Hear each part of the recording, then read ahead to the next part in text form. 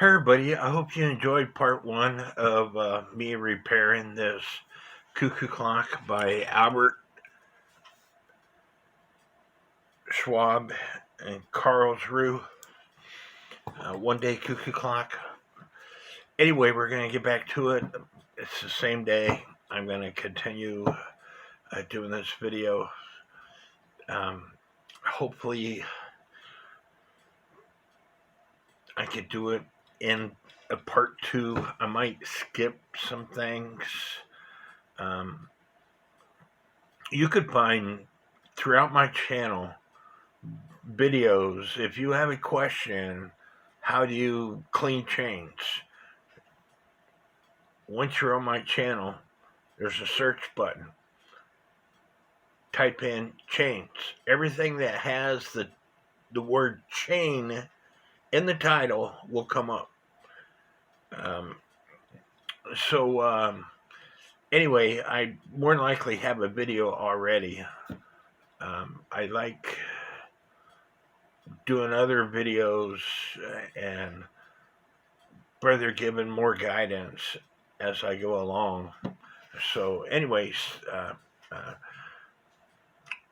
kick back, relax, grab something to eat, grab something to drink, grab something to smoke if you choose to do so, and let's learn things. And at least, listen to me. The escapement wheel, the second wheel, and the virgin crutch assembly take a wire brush to at least.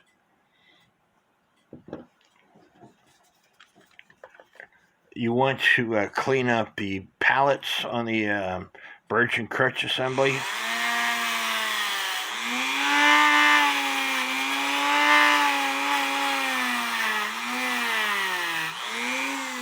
And the pivots.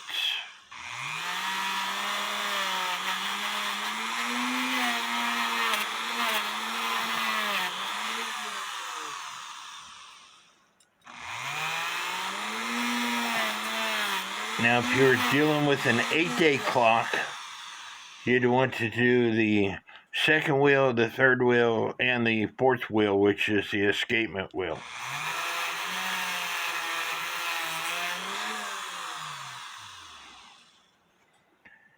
Run your fingernail over the pallets to see if you feel any grooves, and if you do feel grooves, take a file, an Arkansas stone, something, and smooth them out.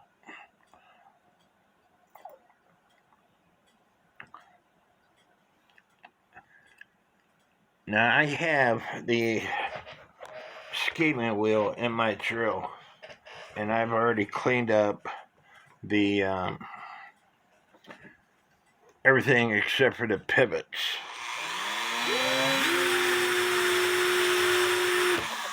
But what you should do is take an Arkansas stone to the pivots. The only thing this is going to do is smooth out the pivots.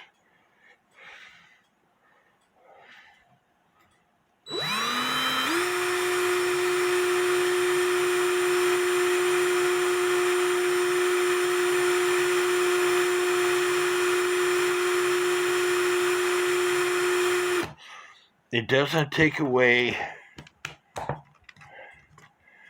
the material, or if it does, it's so minute that I take that back. If you leave the thing on there for a long enough time, yeah, it's going to take away the material. But if you do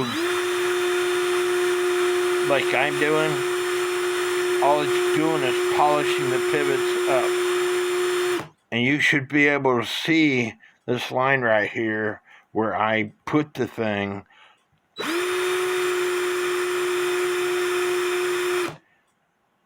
So I can see whether or not it's the whole width of the pivot. That way I know I have the Arkansas stone flat. But I'm going to do the same thing to the second wheel.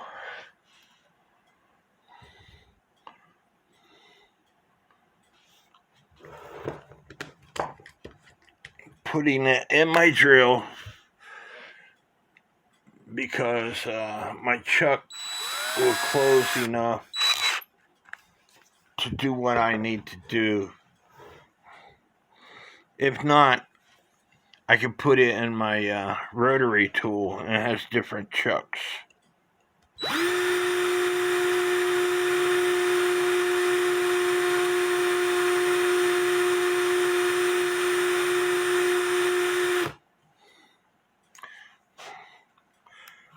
But I'm going to continue cleaning up the movement, and we'll get back to you. The old saying, work smarter, not harder. Put this end in my drill, use my rotary tool, turn both the drill and the rotary tool on, and as you can see, it cleaned it up quite well. So I'm going to do the same thing to the other side.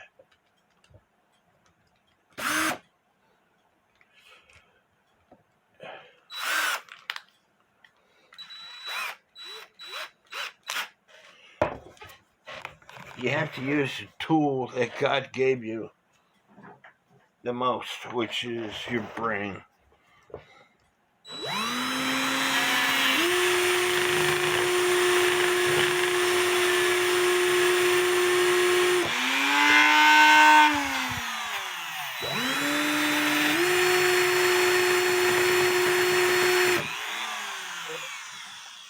It cleaned it up, but now I need to polish up the pivot.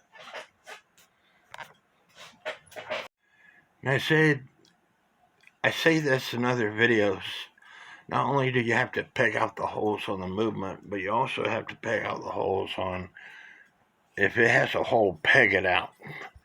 This being the snail, it will drop easier if there's nothing in that hole.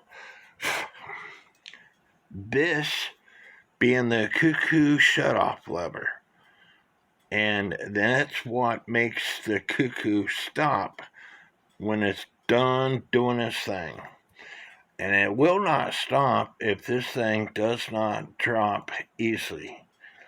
So take a toothpick, take a bamboo stick, do something, and peg out the hole. That way, when you put it onto the movement, it will drop easily.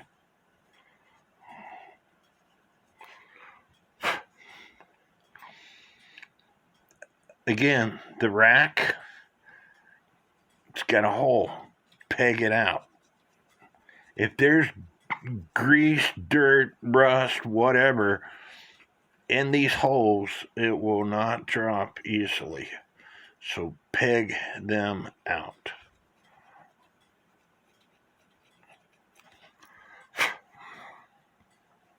The governor pan, you want to make sure that you can do this.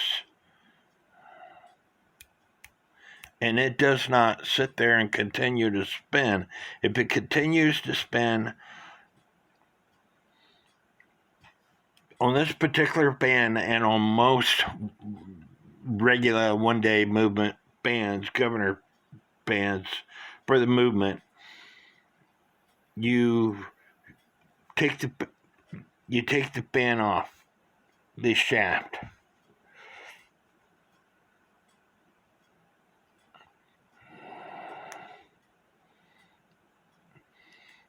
And then you push this middle piece down, and then you stick it back on the shaft. That middle piece is what keeps it in place. And so if it's too loose, you need to tighten it up, or your cuckoo will cuckoo extremely fast. And the reason why I couldn't take it off easily is because that middle piece, you have to pry it up in order to take the governor band off. You should be able to see the tab that it fits in.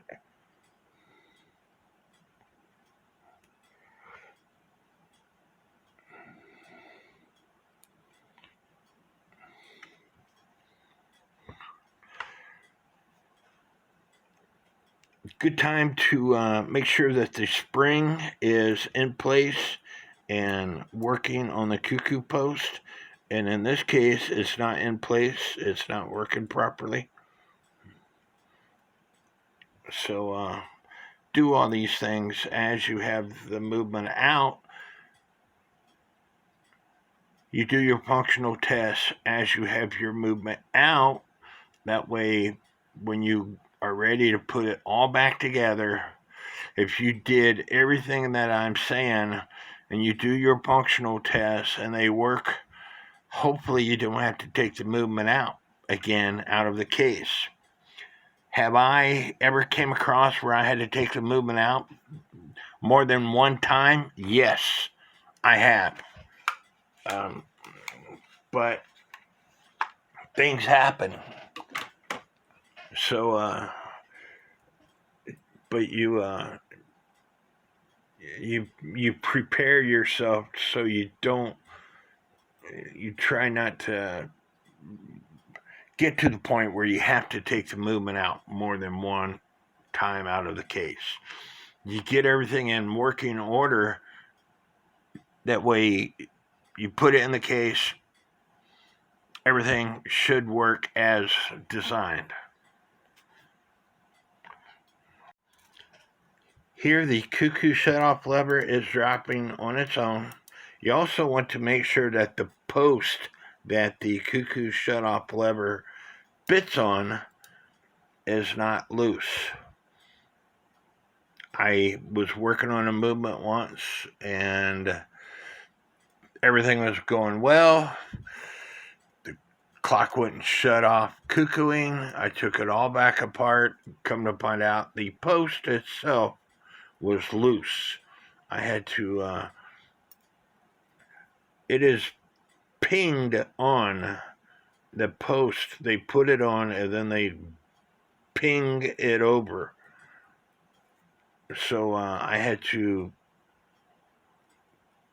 ping it back on. But anyway, as you can see, it's working as intended. So I have no doubts whatsoever in my mind that the clock will stop cuckooing as intended with this. And there might be another issue, but I know that this is working properly. Hopefully you can see what I'm doing. I've got 3 of these legs on the movement. You could use 4, you could use 3, you could use a bowl, a masking tape roll, 2-inch, 3-inch wide. I used to use a PVC pipe. My buddy Ron gave me a set of these, and that's why I use them now. But I've got the cuckoo shutoff lever on. Now I'm going to take and work on the time side. Time side great wheel, burst wheel with the plastic wheel down.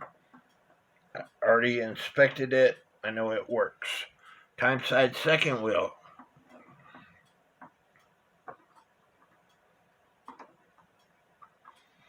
I've got a video that explains this is a gear. This is actually called a pinion gear in newer clocks. The older clocks, they were called lantern gears, I believe. Anyway, this bigger part is the wheel. Wheels match up with gears. And so, escapement wheel, or the third wheel, pinion gear on the escapement wheel is matching up to the wheel on the second wheel. Virgin crutch assembly. Now we go to the strike side. The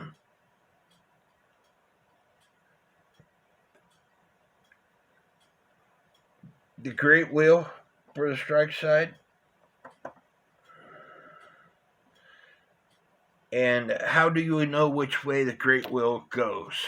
Well, this part right here is the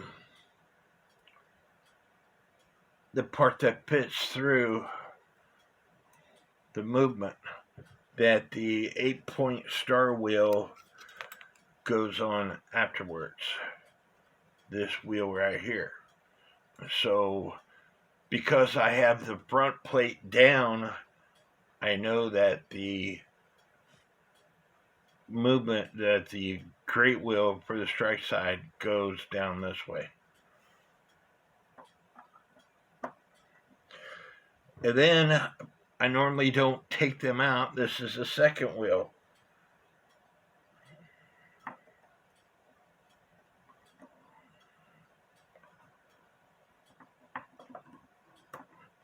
I took this one out because it was dirty as crap.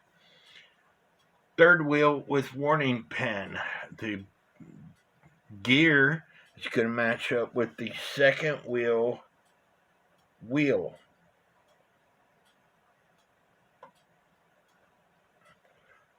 Then the fly. The pinion on the fly will match up with the wheel on the third wheel with warning pen. And then this thing right here is called the 2-arm bell crank. It's what helps stops the cuckoo from cuckooing. You have to make sure that the bird post is in the right position in order to put this on.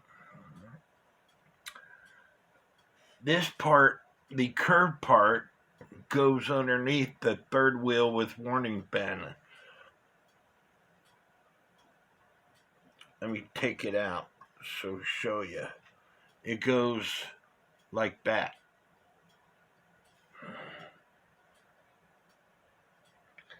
I have a video that explains every part on a regular cuckoo clock and what its function is.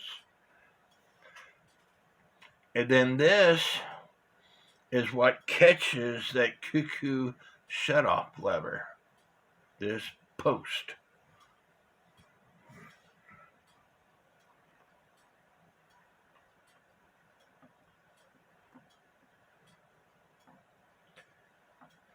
Now let me turn this camera around so you could see what it all looks like.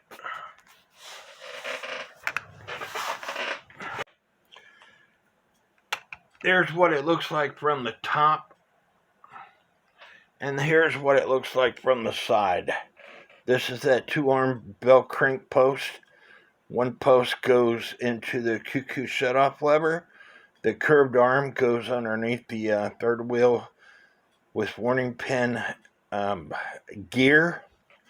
So now I can put the rear plate on.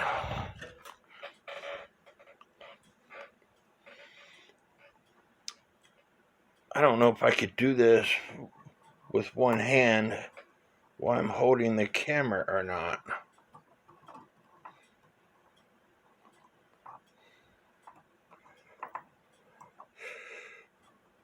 The important part is the strike side post to come out of that hole just like that. And once you get it on, once you see a thread for your nuts, start putting your nuts on. Just 1 or 2 threads is all it takes.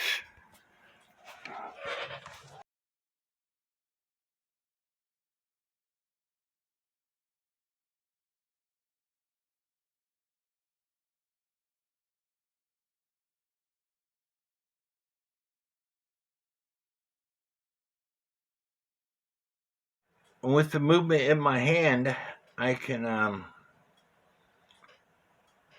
see which gears that I need to put in place better. Like I said, the object is to get a nut started on every post. It don't have to be started a lot, but once you get that object down, you the rest is easy. As you can see, I have nuts started on every post. So now I'm going to work on the time side. And I'm going to put the great wheel in position where it needs to go. And then I'm going to tighten the great wheel nut finger tight down. I will put the second wheel in position where it needs to go. The third wheel, which is the escapement wheel, in position where it needs to go, and the virgin crutch assembly where it needs to go. And as you can see, now I can tighten down the time side nut. Not too tight. And now I'm working on the strike side. The great wheel is already into place. Now I need to put the second wheel into place.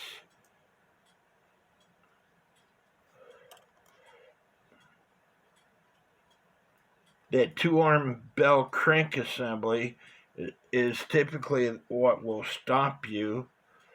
I can tighten the strike side nut down some more. The third wheel with warning pin I could push into place. And the governor band. And as you can see, now I can tighten the nuts up. Before I tighten them too much, I want to do a function test to make sure the strike side gears all turn, which they do. I want to do a function test on the time side to make sure those gears all turn. And as you can see, the virgin crutch assembly is ticking away, so it all turns. You should also see that the virgin crutch assembly is not perpendicular to the movement. It got bent somehow, so I want to straighten that out. And hopefully I don't break it when I do.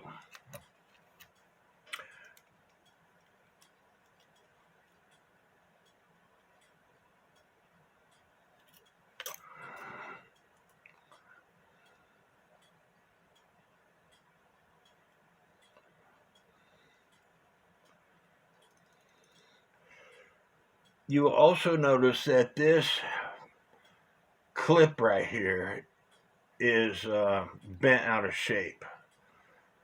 Now they sell these things for 50 cents a piece at Time Savers.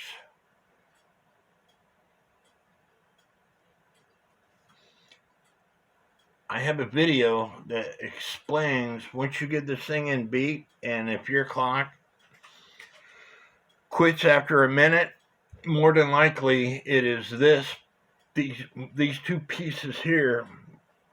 They will get flat spots on them. So instead of killing yourself trying to figure out what to do, just replace the parts. They're 50 cents a piece.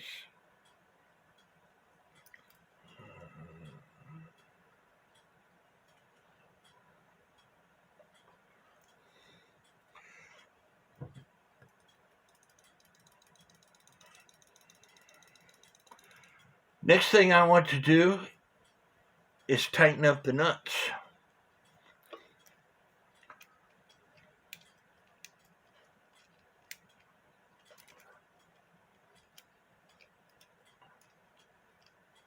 And then I want to check for end shake in every one of the wheels. because if your wheels don't have inch shake, your clock will not work.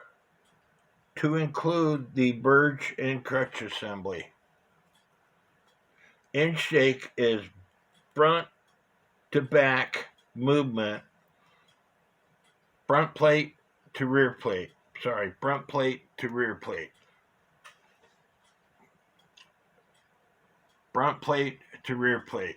It's not up and down movement, it's back and forth movement, front plate to rear plate. That's inch shake. The wheels have to have inch shake in order for them to work. I'm going to see if I can show it to you. Here we have a wheel in these tweezers. So I'm moving it back and forth, front plate to rear plate, front plate to rear plate, to see if it has movement. If it doesn't have movement, your clock will not run. Next thing I need to do is oil the movement.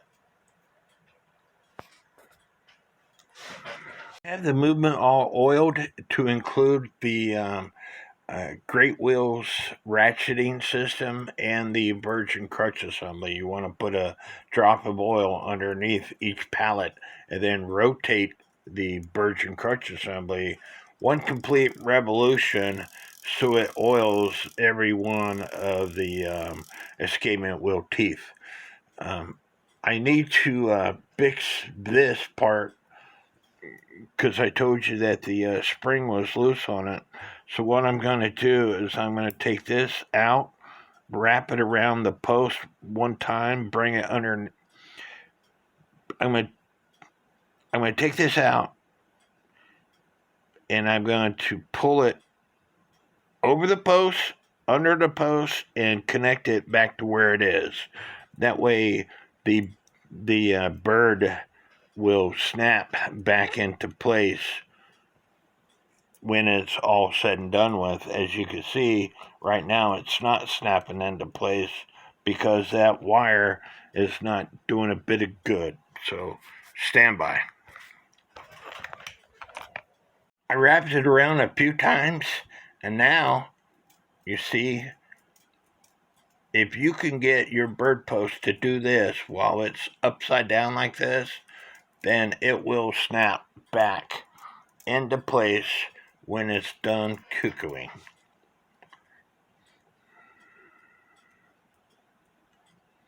You also want to make sure that these are not too loose.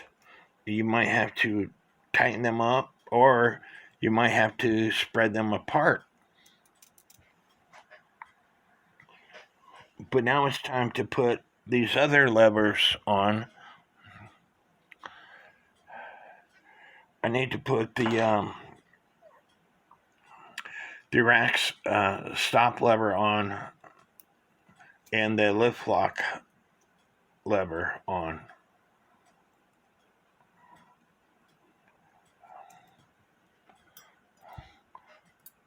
I gotta make sure I put them in the right place. This is the lift lock lever. This is what puts everything into motion by this shark tooth tab section. As the hands turn around, it lifts the lift lock lever. The lift lock lever in return will lift the rack stop lever, which is this part right here. But I took the cam off, but I need to put these levers on first, and then I'll put the cam on. I've got these two compression pieces that fit on. I have my homemade tool here that I will squeeze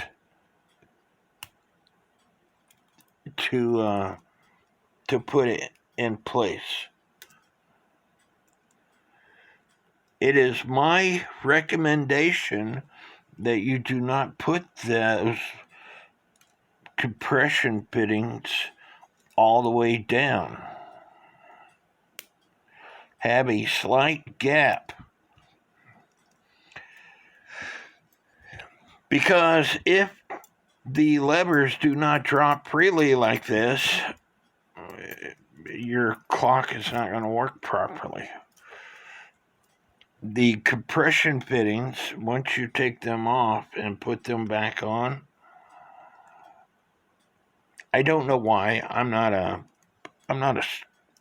engineer. I just know what I've had to do to get clocks going. If you put them all the way back down again, for some reason, it won't drop freely like this. And for those folks that don't believe me, I'm going to prove it to you. I'm going to push this thing all the way up against the movement. You see how sluggish that is?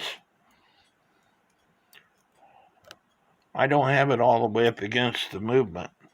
I believe that once you put them on and then you take them off, it creates a burr. You see that? It doesn't drop freely. That's because that compression clip is all the way up against the movement. And if you were to take a brand new clock, you will probably see that the compression clip is all the way up against the movement. But anyway, don't put it up all the way up against the movement and you will be fine.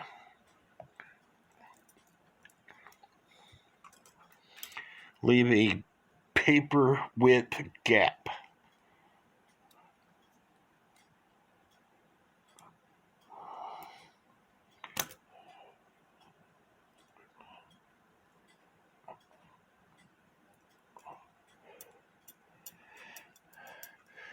Got to put the spring in. The regular movements contain the spring to help the rack stop lever drop.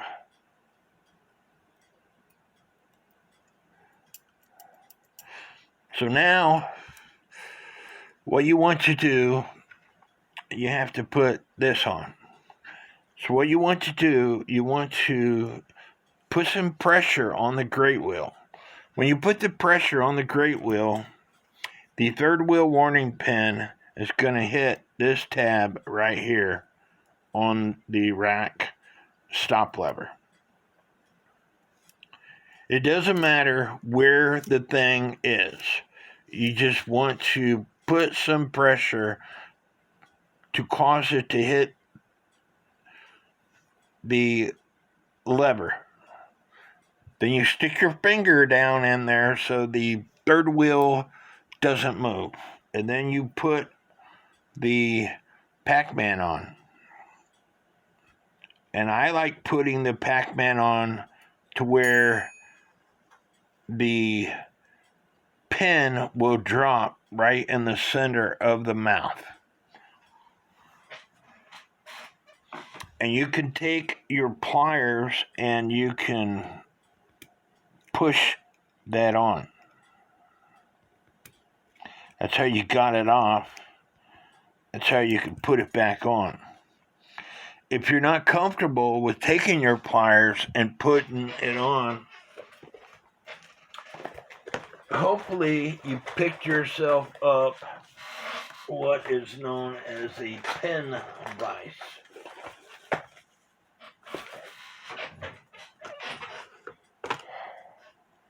This is a pin vise.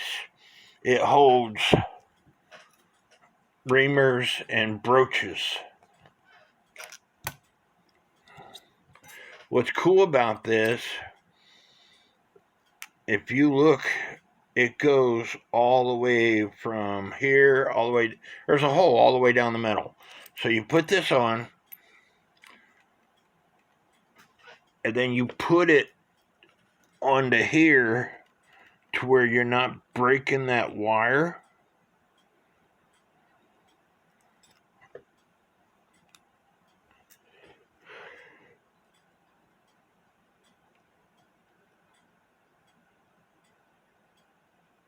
and then you give it a little love tap. Now, I hope I don't break the wire because I'm doing this above the camera. And now it's on. However, if it's on too tight, which it was,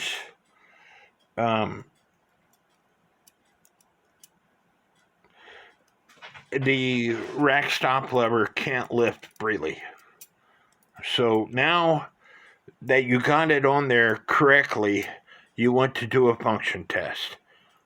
Put some pressure on it, lift the lift lock lever.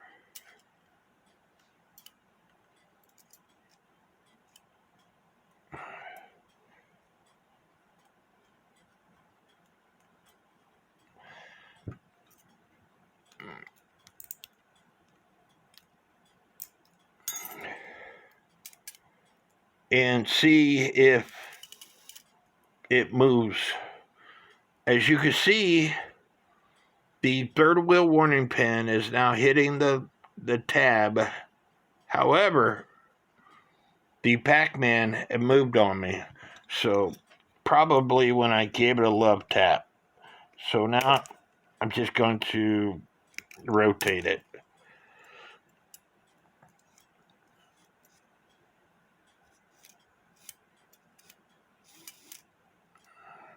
And I'm going to keep on doing this until I got the thing exactly where I want it. And I'm putting a lot of pressure on this because that way I know when I am put a 275 gram or 320 gram weight on, it's not going to put as much pressure. But do you see this? It's bouncing, and I'm going to tell you why it's bouncing.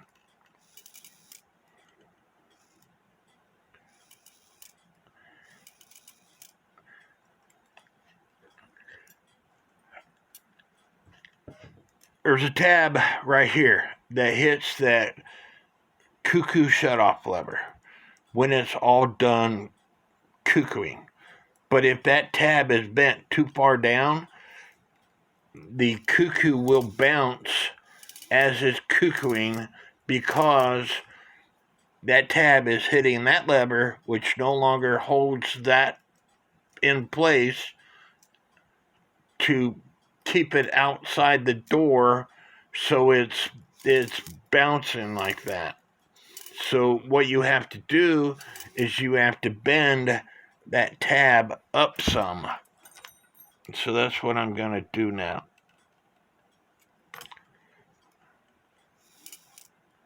You see the difference? Well, I thought I had it.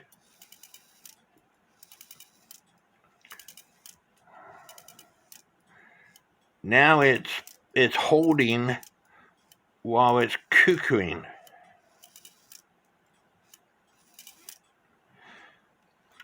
So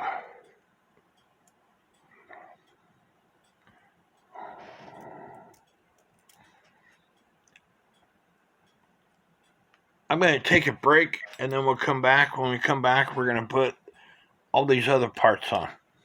I hope y'all are enjoying this video. Don't forget to hit that subscribe button. Give me a thumbs up. Leave me some comments. Okay, I'm going to do it again. I'm going to put pressure on it. Watch the governor fan. Lift lock lever pushes on the rack stop lever. And now the third wheel warning pin is hitting the tab on the lift lock lever. There's a tab right here. Then when it goes into warning, it all rotates. The third wheel warning pin goes from hitting this tab to hitting this tab until this shark pin rotates enough to allow the lift lock lever to drop all the way like that. But what I'm getting at is when it goes into warning, the third wheel, the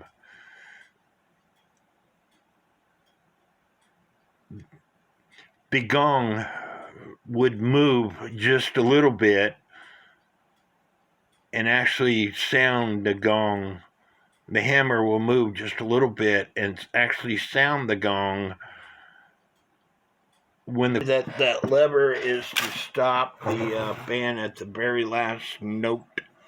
Well, you don't want your comb tines to be sticking up in the air. The very last note. I'm going to hold this gear, this wheel, and then I'm going to rotate this drum. And I want you to just watch. It's going to rotate. You see that? And so because it rotates, I put the music to the side for right now. Decided I'd played around with this bellow. So I took the side off to see if there's anything in there. There's not. Of course, this is a high note bellow. The higher the note, the shorter this plug is going to be. Just like in a quail. The quail bellows are only like this long, and they are very high pitched. So high note bellow, low note bellow. You see the difference in size? Low note bellow is a little bit longer than this high note bellow, but they could still be the same length. But with the high note bellow, there's going to be a plug higher up to give it less space to get you that higher pitch noise. But anyway, I took this apart, and I told you earlier that some of my parts seem to come up missing. I found this E-clip or C-clip inside this bellow. Somehow it got in the opening of the hole or the opening of that section right here. It went down inside there, and it would had,